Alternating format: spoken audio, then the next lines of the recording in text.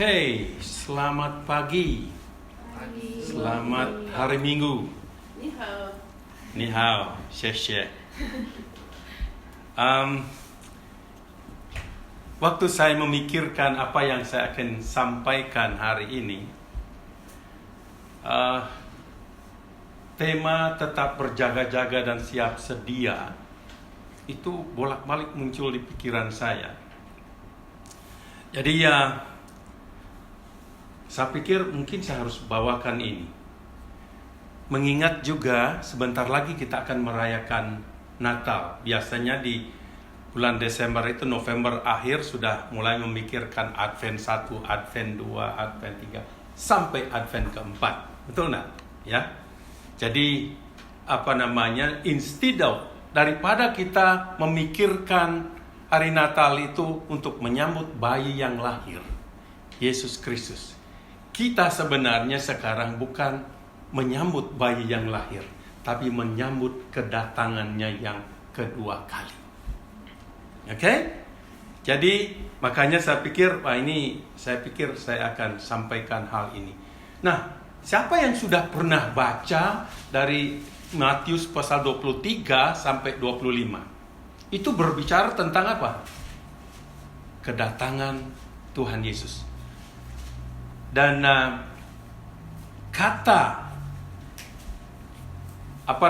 peribahasa yang berkata sedia payung sebelum hujan itu sangat-sangat cocok gitu ya. Jadi hidup kita ini harus selalu siap-siap. Didik nak tahu tadi pasang siap-siap, nak saya akan taruh komputer sini. Ya, berarti belum sungguh-sungguh siap, ini dipersiapkan gitu. Itu hanya satu ilustrasi. Nah, kalau kalian ke gereja, kalian siap-siap nggak? Contohnya ya, pergantian musim selalu kita berpikir apa? Siap-siap ya. Ini winter, apa yang kita siapkan? Ya, baju tebal, apalagi bepergian. Selalu siap siaga, siap-siap mengantisipasi perubahan itu sendiri ya. Bila kita hidup di daerah rawan pencurian, perampokan, wah ada rumah yang dipasang kamera dan sebagainya, dan kita selalu waspada, betul enggak ya? Karena kita tidak mau lengah, pencuri bisa masuk anytime, merusak, merampok dan lain sebagainya. Dan kita sering lihat itu di televisi dan lain sebagainya. Ada banyak saat-saat ini, akhir ini, pencurian mobil lah ya, dan orang bisa masuk anytime ya. Saudara pernah hidup di masa perang? Ya, kami pernah ya. Tahun 58 itu saya ingat, itu saya masih umur 5 tahun. Wah, itu perang Permesta itu dahsyat sekali. Dan mau perang itu, kami tinggal agak jauh sebenarnya, tetapi diumumkan kami harus mengungsi ke gunung, siap-siap kalau peluru mendarat sana. Satu saat Bapak saya bilang tidak usah pergi, karena risikonya kalau pergi itu mau tidur di mana di bawah kaki gunung, itu nyamuknya dan sebagainya. Dan terpaksa Bapak saya gali lubang. Jadi kami masuk di dalam, hujan lebat, air di mana di lubang itu gini. Saya ingat dipegang begini. Dan itu pun saya mungkin pernah cerita, saya hampir kena peluru. Orang semua sudah masuk, keluarga semua sudah masuk di perlindungan. Saya masih di bawah kaki meja. Ketiduran, karena makan malam kan. Kira-kira jam 5 itu kami makan. Saya ketiduran di bawah meja. Orang begitu jam 6:30, basoka bunyi, bom, bom, bom. Berarti perang mulai. Semua langsung ke perlindungan. Saya ditinggal. Saya sadar. Ini Tomo ada di dapur kan. Dia lompat cari. Dia seret saya ingat. Peluru itu di atas kepala saya. Zup gitu. Besoknya kelapa itu lubang begini. Pohon kelapa lubang. Basoka. Pelurunya kan besar sekali. Itu kalau saya tidak diseret kena kepala saya. Tuhan masih sayang saya sehingga saya ada sampai saat ini. Berjaga-jaga. Dan Tuhan ingatkan kita dalam situasi seperti itu anytime.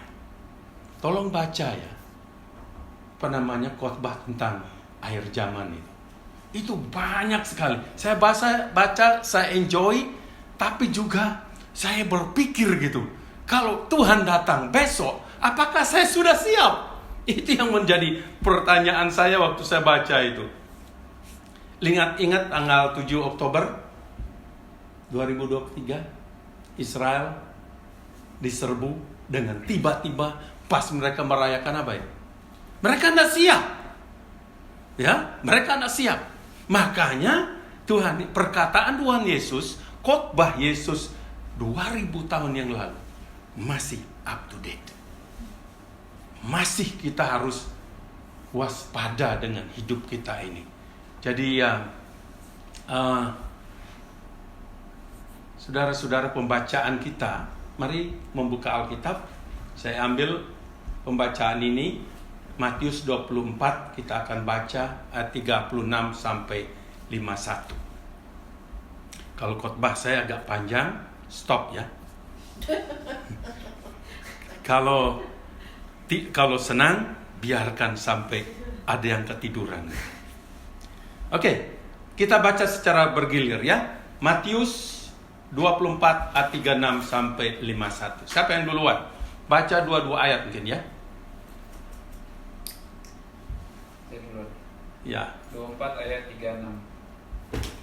Tetapi tentang hari dan saat itu tidak seorang pun yang tahu, malaikat-malaikat di surga tidak, dan anak pun tidak, hanya Bapa sendiri. Sebab sebagaimana halnya pada zamanmu, demikian pula halnya kelak pada kedatangan Anak Manusia.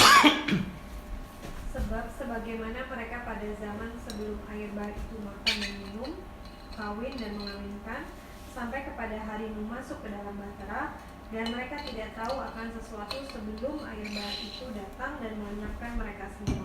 Demikian pula lah halnya kelak pada kedatangan Anak Manusia. Pada waktu itu, kalau ada 2 orang di ladang, yang seorang akan dibawa dan yang lain akan ditinggal. Kalau ada 2 orang perempuan sedang memutar batu kilangan, yang seorang akan dibawa dan yang lain akan ditinggalkan. Karena itu berjaga-jagalah, sebab kamu tidak tahu pada hari di mana Tuhanmu datang.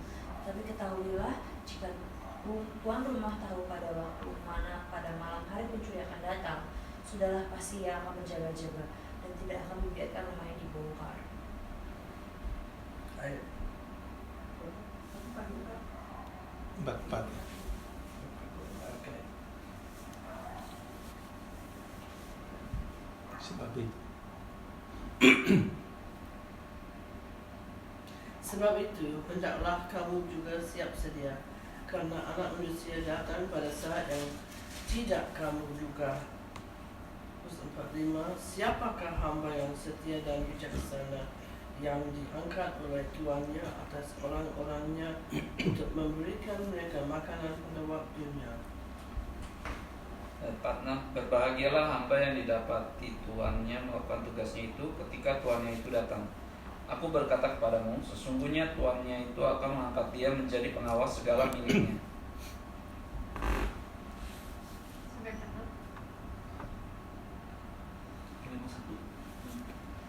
Akan tetapi apabila hamba itu jahat dan berkata di dalam hatinya, tuanku tidak datang-datang, lalu ia mulai memukul hamba-hamba lain dan makan minum bersama pemabuk-pemabuk, Maka Tuhan hamba itu akan datang pada hari yang tidak disangkakannya, dan pada saat yang tidak diketahuinya, dan akan membunuh dia dan membuat dia senasib dengan orang-orang munafik.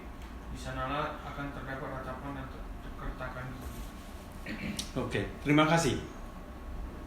Mari kita berdoa. Tuhan, kami sudah membaca firman-Mu. Kami berdoa biarlah Engkau dengan roh-Mu berbicara kepada kami, memberikan kami kemampuan untuk menangkap, mengerti, bahkan lebih daripada itu menerapkan dalam hidup kami sehari-hari.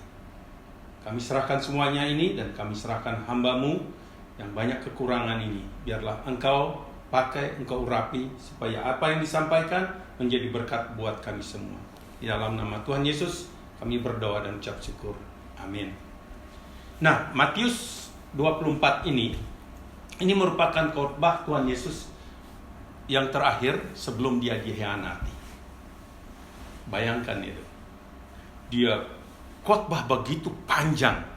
Maka dari itu saya akan khotbah begitu panjang. Nah, cuma joking. Dan dia tekankan di sini dalam khotbahnya sangat-sangat penting. Berjaga-jaga dan bersiap sedia. Tetap berjaga-jaga. Tetap ya. Berjaga-jaga dan siap sedia untuk kedatangannya kembali. Sehingga ia menekankannya dengan 3 perumpamaan kalau saudara perhatikan. Sebagai tanggapan kita tentang apa yang disampaikan itu, maka kita harus menjawab pertanyaan berikut ini. Apakah Anda dan saya melakukan apa yang Yesus harapkan dari kita? Apa kita mau melakukannya? Apakah kita mau melakukannya? Apa yang diharapkan oleh Tuhan Yesus?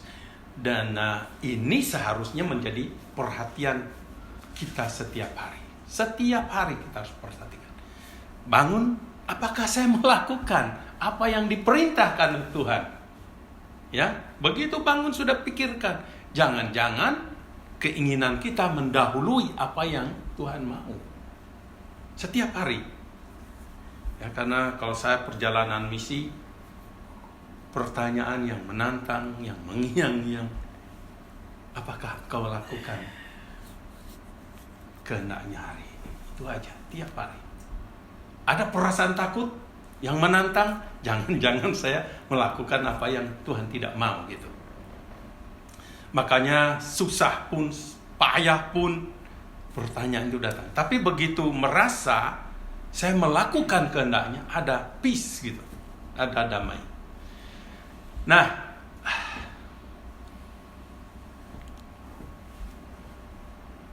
mari kita melihat. Ini adalah khotbah terakhir sebelum Yesus dikhianati. Khotbah ini kita melihat dari pasal 23 sampai pasal 25 tentang kedatangannya ya. Kemudian ini adalah tema utama pesannya yang begitu panjang karena ia akan meninggalkan mereka. Saudara, biasanya orang tua yang sudah mau meninggal ada pesan-pesannya. Pesannya itu akan mengiang-iang terus. Yesus sebelum dia terangkat ke surga juga berpesan, pergilah, jadikanlah sekalian bangsa muridku. Dan ini pesan yang sangat kita perlu perhatikan karena ia akan meninggalkan mereka dan mereka harus mengingatnya. Yesus perlu memberitahukan mereka tentang apa? Kedatangannya kembali dan apa yang seharusnya mereka lakukan. Apa yang ditinggalkan itu perhatikan ya. Amin. Kemudian ia menggambarkan apa? Hari ini dengan pasti. Hari ini artinya apa? Kedatangannya itu, peristiwa itu pasti. Ya, ia tidak menyisakan ruang untuk keraguan. Iman Kristen selalu pasti, nggak ragu-ragu. Makanya agama luar itu mudah-mudahan selalu. Tapi iman Kristen mengajarkan kita selalu pasti. Karena firman Tuhan itu iya dan amin. Nggak abu-abu. Jelas. Ya. Ia tidak mengatakan bahwa ia mungkin akan kembali. Tetapi ia pasti akan kembali. Ingat itu. Ia tidak memberitahu kita kapan hari itu akan tiba. Tidak seorang pun tahu kecuali Allah Bapa. Nanti kita lihat itu. Kenapa Yesus sampai mengatakan begitu? Termasuk dia sendiri tidak tahu. Anak pun tidak tahu dia katakan. Nah itu menjadi pertanyaan. Seolah-olah, Yesus tidak maha tahu gitu ya. Jadi kita harus lihat konteksnya. Namun ia menggambarkan kepada kita seperti apa hari itu. Maksudnya apa? kita tidak usah pikirkan kapan dia datang. Ya, seperti apa? Itu yang penting. Karena dia sudah katakan tidak ada seorang pun tahu. Kalau dia kasih tahu besok, wah, ya, besok akan datang. Jadi ambil sepedanya langsung pancal ke Jelong dulu sebelum itu terjadi. Kan bisa begitu. Jadi kita tidak dikasih tahu. Kalau saya tahu bulan Desember dia akan datang, apa yang saya harus lakukan? Saya sudah siapkan ini. Begitu datang saya sudah siap. Dia tidak kasih tahu, ya. Jadi seperti apa? Catat bahwa ini penting sekali. Bukan kapan ia akan kembali, tetapi keadaan sebelum kedatangannya. Baca itu. Gempa bumi lah, ya, bencana alam lah, kelaparan, macam-macam. Ya, siapa yang tahu itu banjir bandang di Bogor itu? Dahsyat sekali. Mungkin orang-orang di situ tidak tahu kalau itu akan terjadi seperti itu. Ada yang teriak, Pak Presiden. Loh, kalau lagi aman-aman nak teriak Pak Presiden. Jadi selalu siap-siap. Kalau daerah itu daerah banjir, ya siap-siap. Betul enggak? Ya. Kalau di Jakarta di daerah fluid sering terjadi. Rumah itu tenggelam. Ya. Jadi itu penting sekali bagi kita. Nah, mari kita lihat. Kita perlu mendengar. Kita perlu mendengar apa yang Yesus katakan karena kita sedang berada di dalam situasi itu sekarang. Sering kita dengar, nampaknya Yesus akan lebih cepat datang, ya. Betul nggak? Yesus akan lebih cepat datang. Yesus berkata bahwa itu akan terjadi seperti zaman Nuh. Siapa yang pernah baca cerita zaman Nuh itu? Ya, Nuh itu pengkhotbah yang luar biasa. Tapi tidak ada yang bertobat gitu loh. Tidak ada yang bertobat. Saya pikir Nuh kelihatan gagal. Tapi bagi saya tidak gagal. Dia tidak gagal menyampaikan berita.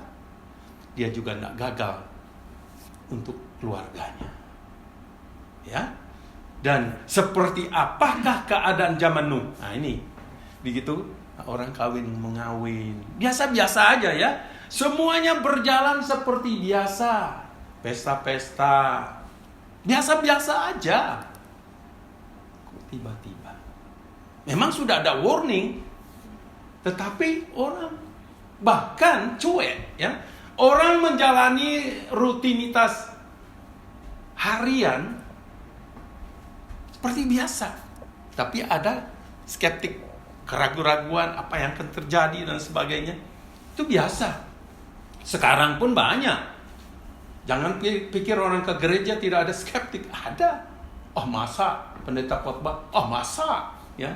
Karena apa? Tidak membaca Alkitab, cuma dengar apa kata pendeta. Masa begitu kan gitu ya. Dan ya kita terus terang aja, mari kita berjaga-jaga. Kita perlu mendengarkan apa yang dikatakan oleh Tuhan Yesus.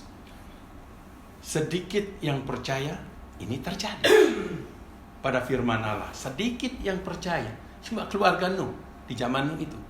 Nah sekarang banyak juga yang meragukan firman Tuhan. Banyak yang meragukan tentang kedatangan Yesus yang segera. Masih lama. Betulkah ini? Kok sudah sekian lama tidak ada datang? Ya. Dan lain sebagainya. Banyak yang tidak siap. Ini akan terjadi. Banyak yang tidak akan siap. Apakah kita siap? Mari kita khotbahkan ini ke diri kita. Apakah saya siap?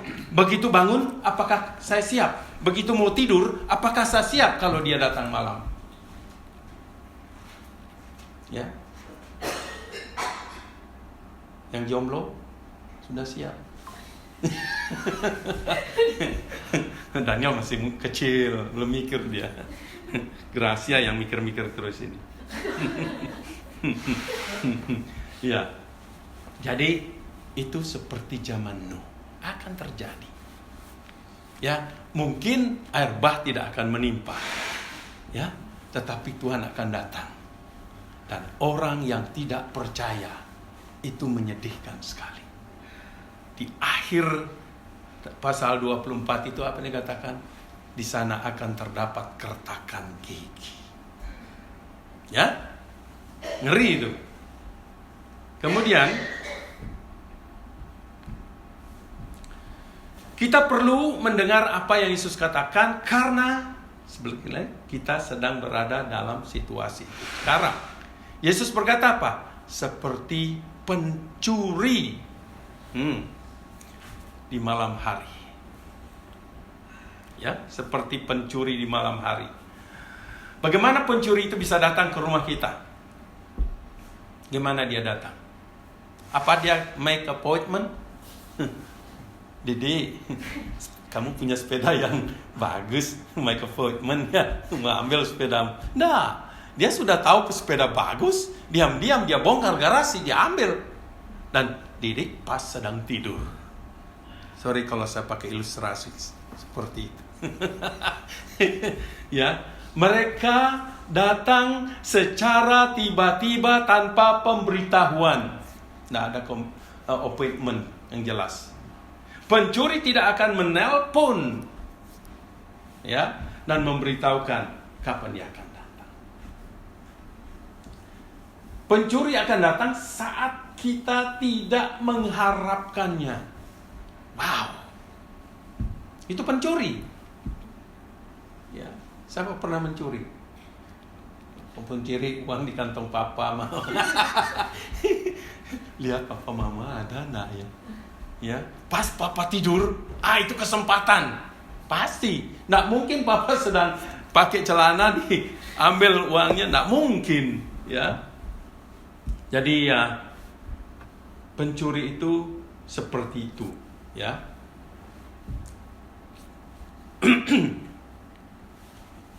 Jika ini adalah kondisi, ini pertanyaan. Jika ini adalah kondisi kita sebelum kedatangannya, maka kita perlu apa? Memperhatikannya, ya, memperhatikannya. Kita tidak ingin terperangkap dalam keadaan tidak siap.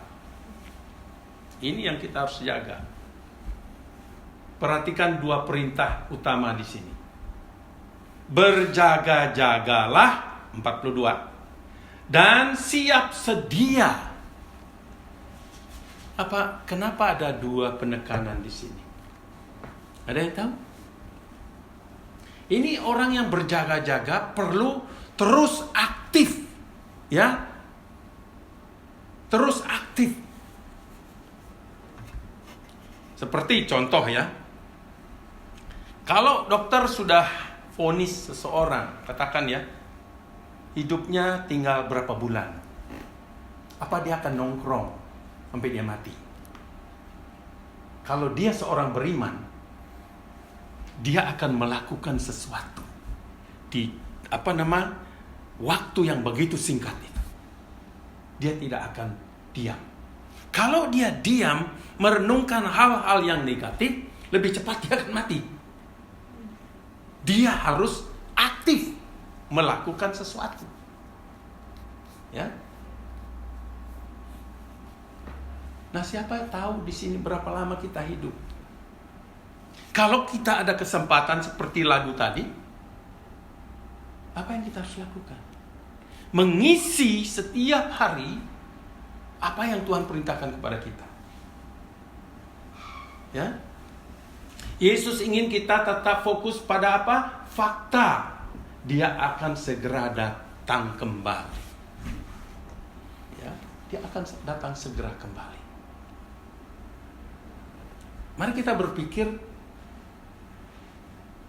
Tuhan itu seolah-olah datang hari ini. Kalau itu pikiran kita, kita akan selalu siap-siap. Yang perlu kita perhatikan di sini bukanlah tentang waktu kedatangannya, tetapi kondisi hati kita. kondisi hidup kita yang kita pikirkan. Apakah saya ini layak, sudah siap kalau Yesus datang? Dia mungkin datang besok, dia mungkin datang sebulan, dia mungkin datang 1 tahun kemudian, kita tidak tahu. Tapi hati kita gimana? Siap enggak? Hati kita tertuju kepada dunia atau kepada kekekalan? Ada perbandingan, kita harus make decision. Ya. Apakah kita siap? Apakah kita melakukan apa yang diharapkan dari kita?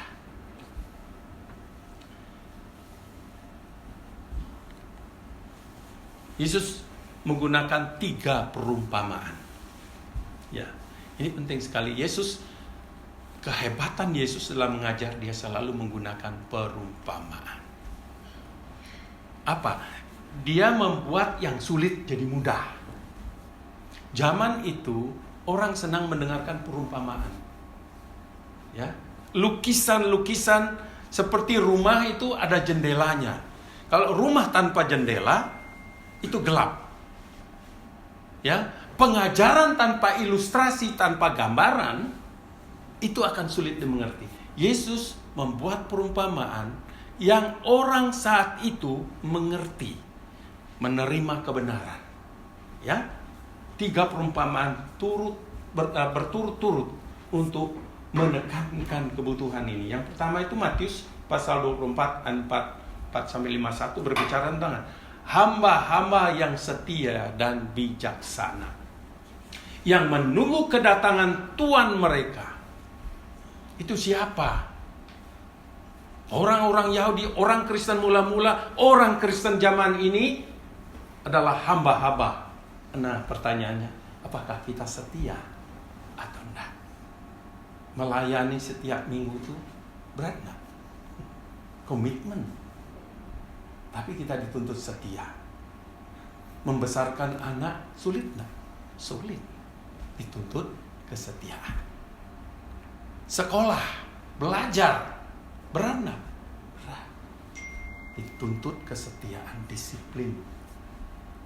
Ya. Matius pasal 25 ayat 1-13. 10 gadis dengan pelita yang menunggu kedatangan mempelai pria. Selalu dikatakan tentang menunggu di sini. Apa yang terjadi dengan 10 gadis itu? Ini 10 gadis itu orang percaya loh. Tapi ada 5 yang tidak bijaksana. Ada 5 yang bijaksana, ada 5 yang bodoh. Yang bodoh tidak mempersiapkan minyak. Apa yang terjadi? Minyak itu Roh Kudus. Kalau hidup kita tidak dipenuhi Roh Kudus setiap saat, pelita itu apa? Ya terang perbuatan-perbuatan kita yang dapat dilihat. Orang Kristen dilihat dari perbuatannya. Orang Kristen yang sudah diselamatkan dapat dilihat dari buah kehidupannya. Kasih, sukacita, damai sejahtera. Bagaimana dia treat others dan treat dirinya sendiri. Itu akan nampak. Makanya bilang pelita dan minyak. Minyak itu adalah kepenuhan Roh Kudus. Kemudian Matius 25, 14-8, hamba-hamba yang dipercayakan dengan jumlah talenta yang berbeda. Ya, dan menunggu kedatangan Tuhan mereka. Nah, kita semua dikasih talenta. Kita tidak perlu bandingkan talenta kita. Karunia-karunia kita tidak perlu dibandingkan. Saya sendiri selalu memikirkan, saya punya talenta, saya harus bertanggungjawabkan di hadapan Tuhan. Yang lain silakan. Orang kritik, apa saya kok tidak lakukan ini? Karena itu bukan talenta saya. Ya. Jadi apa talenta kita? Temui itu dan pakai itu. Jangan sampai seperti hamba-hamba ini. Dikasih talenta, tidak dipakai.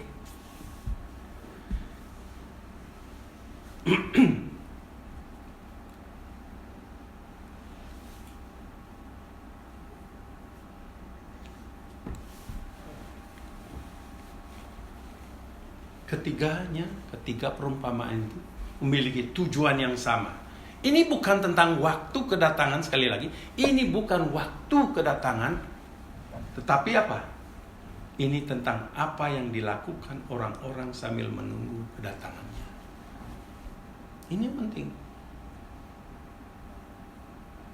Kita tidak tahu kapan Tuhan datang, tapi apa yang kita lakukan sambil menanti.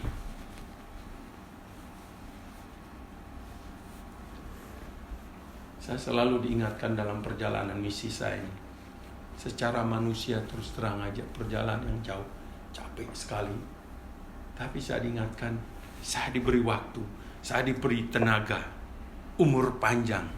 Saya pakai apa yang bisa saya pakai. Ya. Ini tentang apa yang dilakukan orang-orang yang menunggu. Saya ingat kalau saya antar anak saya di mana saja waktu kerja di McDonald, saya selalu bawa laptop. Saya mau menghabiskan waktu, dan juga kalau saya jemput dulu Esther sering ke Crossway, saya tunggu di mobil atau di ruangan, selalu melakukan sesuatu supaya saya nggak melongo, menghabiskan waktu. Ya. Matius 24 ayat 46. Berbahagialah hamba yang didapati tuannya melakukan tugasnya itu ketika tuannya datang. Iya, hamba itu harus melakukan apa yang telah dipercayakan tuannya kepadanya. Kemudian para gadis yang menunggu kedatangan mempelai pria seharusnya mempersiapkan minyak yang cukup untuk pelita. Tapi apa yang terjadi? Ada yang tidak mempersiapkan. Kalang kabut begitu tuannya datang. Menyalakan lampu, tidak ada minyak. Kehidupan orang Kristen seperti itu banyak sekali. Itulah tugas mereka. Itulah yang harus, yang diharapkan dari mereka. Para hamba yang memiliki talenta diharapkan untuk melakukan sesuatu dengan talenta mereka sebelum tuannya kembali. Jadi berulang-ulang kalau kita lihat ini luar biasa. Tanggung jawab kita sebagai anak Tuhan itu luar biasa. Luar biasa.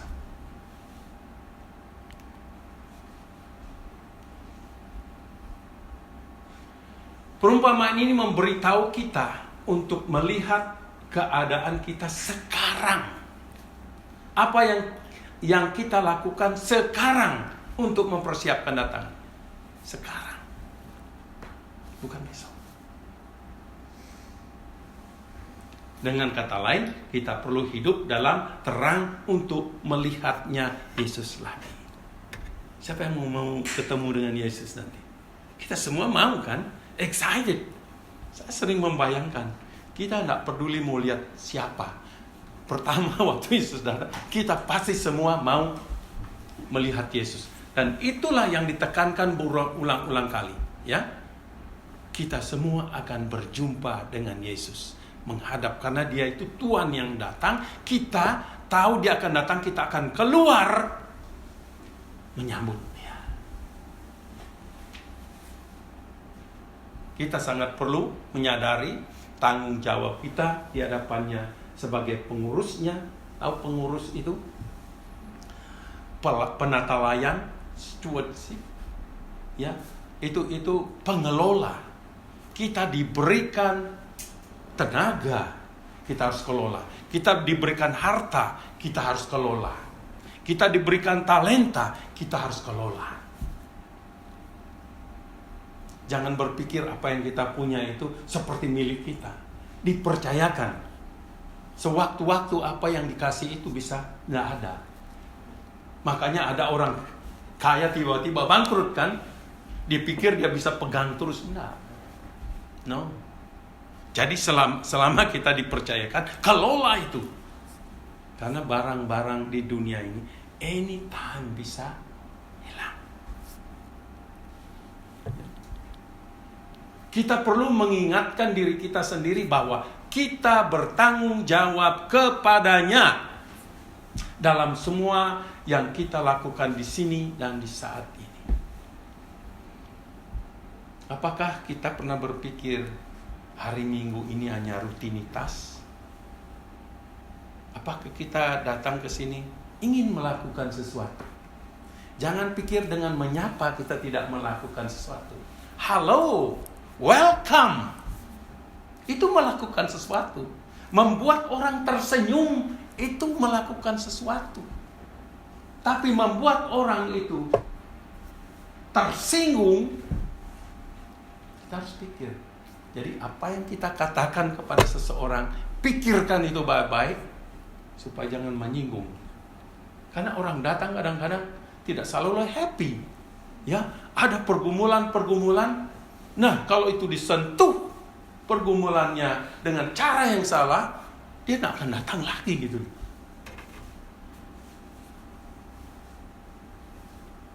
Kita perlu mengingatkan diri kita sendiri bahwa kita bertanggung jawab kepadanya dalam semua yang kita lakukan di sini dan saat ini.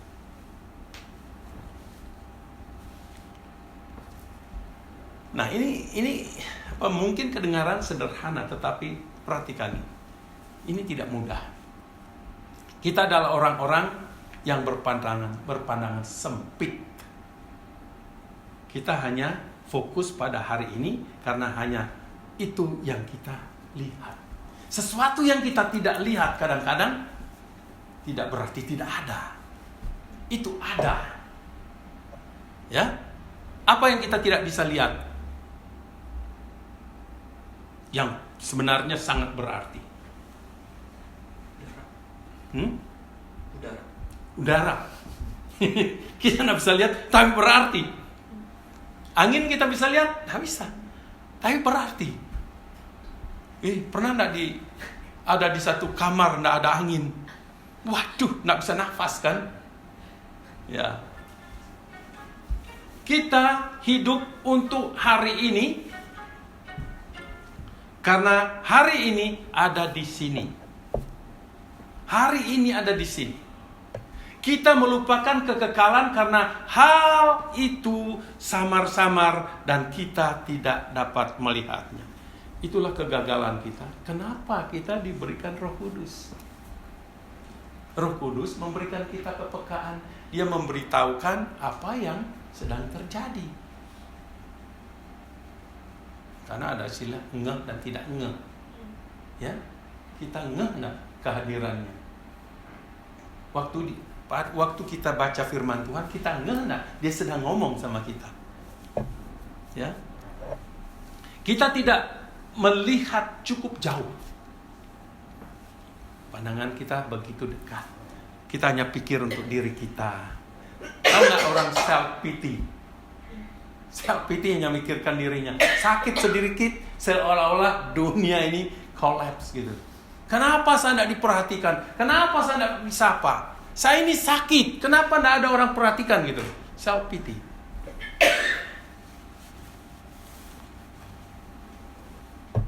Kita tidak bisa melihat jauh.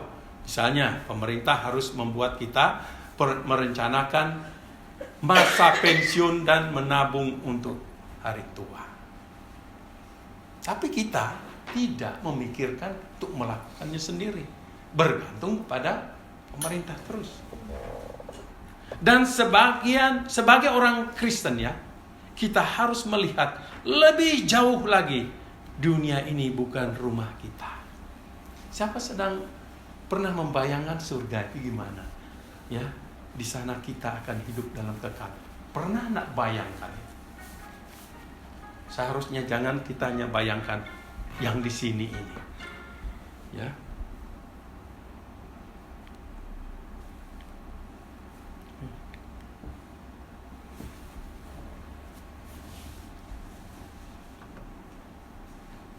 Belum tadi. Is that your phone or? Think so. Don't worry. Ada message biasanya. Nah,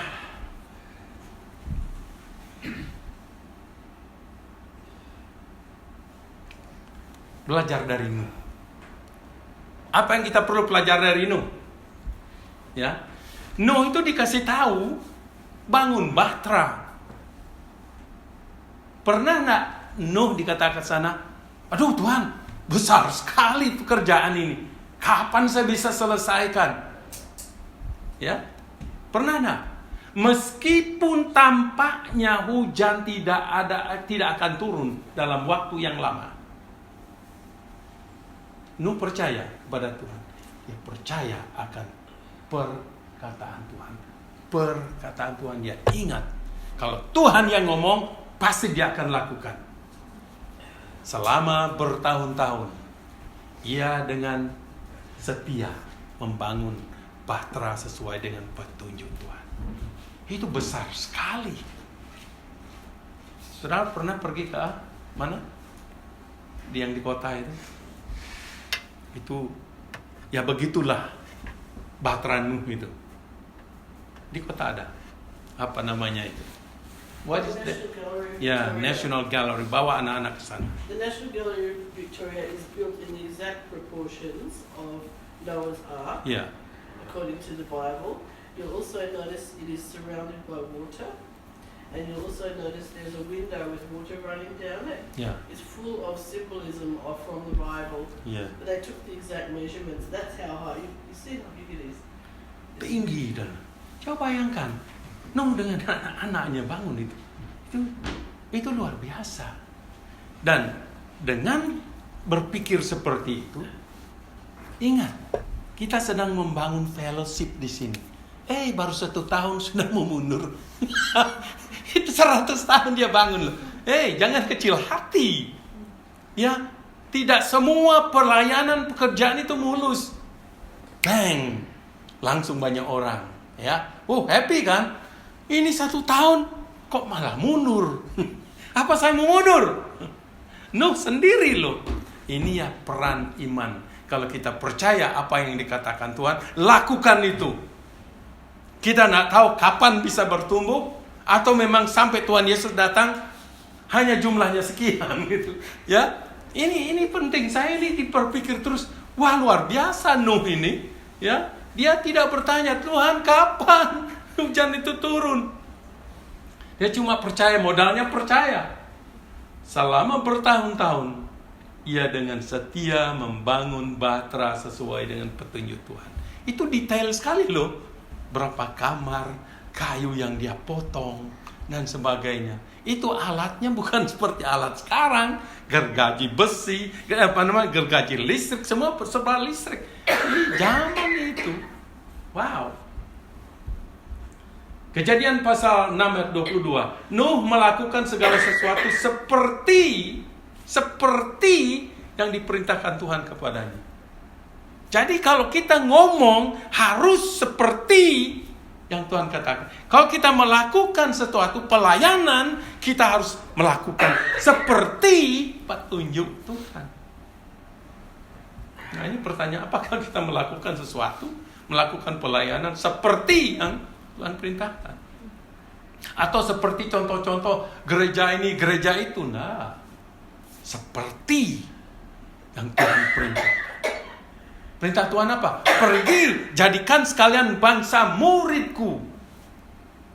Ajarlah, baptislah. Itu perintah. Apakah kita melakukannya? Ya. Jadi membangun bahtera itu pekerjaan yang berat sekali, dibutuhkan iman dan percaya kepada apa yang dikatakan Tuhan. Dan hujan pun, karena dia sabar, dia setia, dan hujan pun turun. Ia pun telah siap dan hasilnya ia diselamatkan. End result atas kesetiaan kita terbayar. Ya. Jadi belajar dari Nuh. Belajar dari Nuh. Orang-orang menghina dia, ya, mengolok-olok dia. Ngapain lu? Bangun di atas bukit. Ngapain itu bangun kapal begitu besar di atas bukit? Ternyata hanya dia yang diselamatkan dan keluarganya. olokan-olokan tentang iman Kristen itu selalu. Gak apa-apa. Syukurlah kita sudah berada di dalam bahtera. Kita tidak berada di luar bahtera. Ya, kita berada di dalam Yesus Kristus. Percayalah kepada Tuhan, telaah hidup Anda, lakukan apa yang Dia katakan. Tiap hari ingat, baca firman, tidak usah yang besar-besar. Apa yang Dia mau kita lakukan. Hidup dalam terang untuk dapat melihatnya, melihat Yesus lagi. Efesus 5:15-17. Biarlah ini menjadi prinsip penuntun bagi kita di hari-hari, di tahun-tahun yang kita akan lalui. Siapa yang mau baca ini? Didik tolong baca. Bisa. Efesus pasal 15-17. Karena itu perhatikanlah dengan seksama bagaimana kamu hidup. Janganlah seperti orang bebal, tetapi seperti orang arif. Dan pergunakanlah waktu yang ada, karena hari-hari ini adalah jahat. Sebab itu janganlah kamu bodoh, tetapi usahakanlah supaya kamu mengerti kehendak Tuhan. Dua hal, bijaksana, berfokuslah. Kita hidup di dunia ini, zaman ini, sekarang ini perlu hikmat. Ya, ini 2000 tahun yang lalu ditulis oleh Paulus. Masih merupakan prinsip kehidupan menanti kedatangan Tuhan. Amin. Jadi pahamilah, mengertilah apa kehendak Tuhan itu.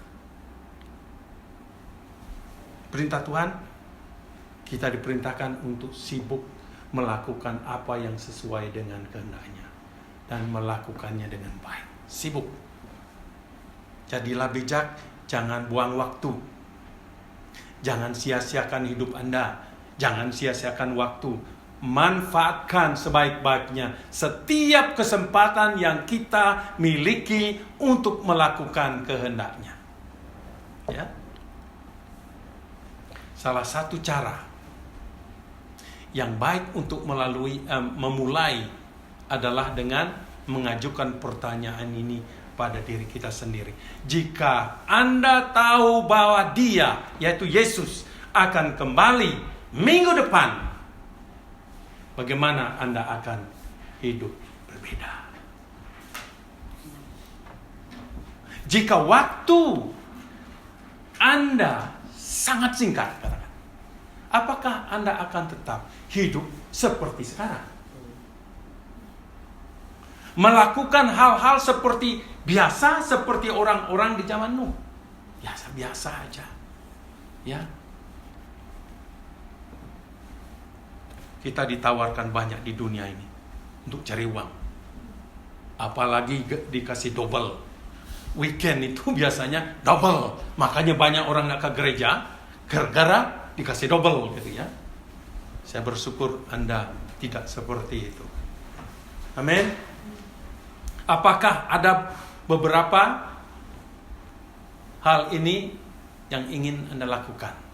Apakah Anda akan meluangkan waktu banyak untuk apa? Berbicara kepada anak-anak tentang Yesus. Ini waktu singkat. Jangan begitu sudah besar, banyak orang tua yang saya ketemu, anak sekarang sudah memberontak, tidak mau mengasihi orang tua, sudah keluar dari rumah. Nah, waktu kecil apa Anda mengisinya? Itu kan masalahnya. Karena tidak diisi waktu kecil, besar hatinya kosong. Dia lebih mendengar apa yang kata orang. Apakah Anda akan berdoa dengan lebih sungguh-sungguh untuk orang-orang yang Anda kasihi? Apakah Anda masih menyimpan dendam terhadap saudara, laki-laki atau perempuan Anda, atau orang lain? Menyimpan dendam itu. Apakah Anda akan mengasihi mereka yang membutuhkan? Dalam minggu ini, sebisa-bisa saya mengirim sedikit bantuan ke orang yang 3 orang sakit. Walaupun sedikit, dibilang sangat membantu. Ya. Kapan saya bisa berbuat itu? Bukan sesudah saya mati. Selama saya masih hidup, I want to do something. Ada hamba Tuhan pergi ke pedalaman, dia butuh, saya kirim sedikit. Apa yang saya punya saya ingin berbagi, saya katakan. Bukan karena saya punya, ya, masih mereka yang membutuhkan. Kebutuhan manusia itu kan banyak ya. Ada seorang yang waktu ini dinyatakan harus rawat karena jantung, butuh uang. Ya, berapa yang kita punya, kita bantu. Kita dipanggil untuk setia dalam melakukan apa yang telah kita diberikan ya. Kita dipanggil untuk melakukan sesuatu, termasuk setia membangun pelayanan kita, Melbourne Seed Fellowship. Saya ingin berikan ilustrasi ya. Di satu sekolah, gurunya memberitahukan anak-anak untuk selalu mejanya bersih. Karena ada biasanya zaman itu ada penilik sekolah yang memeriksa kebersihan. Dan guru berkata, kepala sekolah berkata, siapa yang selalu membersihkan pada akhirnya dikasih $100. Wah, semua semangat. Setelah beberapa bulan hampir semua nak melakukan. Ini bohong katanya. Tapi ada satu anak perempuan, anak kecil, dia tidak peduli apa kata orang. Dia membersihkan kamarnya, meja selalu. Sehingga guru-guru kalau datang bisa lihat dia sendiri yang rapi. Satu saat penilik sekolah itu datang. Yang lainnya sibuk membersihkan dan dia tenang aja. Siapa yang dapat hadiah? Anak kecil yang setia, yang selalu memelihara kebersihan bangkunya. Itu akan terjadi dengan kita. Ini ilustrasi sebenarnya bagaimana kita harus tetap berjaga-jaga dan setia. Apakah kita akan setia? Jadi hidup dengan mengingat tujuan. Ya. Anda pernah mengendarai kendaraan dengan anak-anak di belakang di mobil? Mereka akan mengatakan, apakah kita sudah sampai? Itu akan berulang-ulang. Kita udah tidak perlu jawab, ya. Karena kalau kita kasih tahu, kok tidak sampai-sampai katanya. Ya, itu yang kami alami sering ya. Tidak ada gunanya memberitahu mereka seperti ini akan memakan waktu 1 jam dan sebagainya. Ya, mereka akan kembali menanyakan hal yang sama. Anak-anak fokus pada apa? Fokus mereka sepenuhnya pada tujuan. Mereka sudah melihat tujuan itu. Jika Anda memberitahu mereka berapa hari sebelumnya, dan itu akan bicarakan. Umpama ada mau melihat kebun binatang atau konser hi-fi ya, dan sebagainya, atau musikal sekolah, mereka akan bicarakan itu dengan teman-temannya, akan melihat itu. Mereka akan membicarakan setiap hari.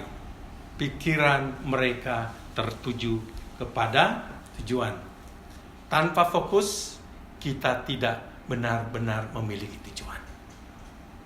Tanpa tujuan, kita tidak akan memiliki cara untuk mengukur di mana kita berada dalam hidup ini. Anda dapat menyia-nyiakan hidup Anda. Sebagai orang Kristen, Tuhan ingin kita menjaga prioritas dan fokus kita dengan benar. Kita akan menemuinya sesuai suatu hari nanti, dan memberitahukan kepadanya, pada Tuhan Yesus, apa yang telah kita lakukan dengan hal-hal yang telah diberikan kepada kita. Untuk tetap fokus tidaklah mudah, tetapi kita harus melatih diri kita untuk berpikir seperti itu. Kita hidup dalam terang kekekalan, dalam terang kedatangannya kembali. Dunia ini bukanlah rumah kita. Kita hanya sekedar singgah. Apakah Anda menghadap siap menghadap Tuhan? Apakah hidup Anda sudah teratur? Jika belum, ini saatnya. Ya, ini saatnya. Maka inilah perlu Anda lakukan. Undang dia, terima dia. Inilah kesempatan Anda. Berdoalah dan terimalah Yesus. Tuhan menjadikan dia, Yesus, yang tidak berdosa menjadi dosa bagi kita. Sehingga di dalam dia, kita diampuni. Mau tunggu apa? Ya, mau tunggu apa? Mari kita tundukkan kepala.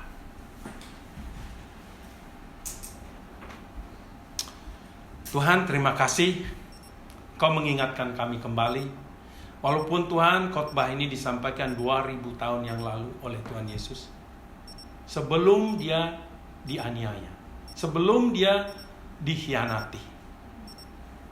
Tuhan, khotbahnya sangat panjang mengingatkan kami betapa pentingnya kami mempersiapkan diri kami, mempersiapkan hidup kami untuk kedatangan-Mu nanti. Kami tidak tahu, entah besok, entah nanti malam, entah bulan depan dan lain sebagainya. Kami tahu Tuhan, karena Engkau menunjukkan kami tanda-tanda kedatangan-Mu. Semakin dekat, tolonglah kami tidak menghabiskan waktu, tidak memboroskan waktu, tidak memboroskan apa yang kami punya, tidak memboroskan dan memboroskan harta kami, waktu kami. Kami ingin hidup berkenan di hadapan, saling mengingatkan, saling menguatkan satu dengan yang lain. Ajar kami untuk setia sampai pada akhirnya. Berkati Tuhan firman-Mu yang sudah kami renungkan. Meteraikan itu di dalam hati kami, dalam pikiran kami, supaya kami bisa menghidupinya di dalam nama Tuhan Yesus. Kami mau jalani hari ini karena kami tahu Tuhan bersama dengan kami. Haleluya. Amin.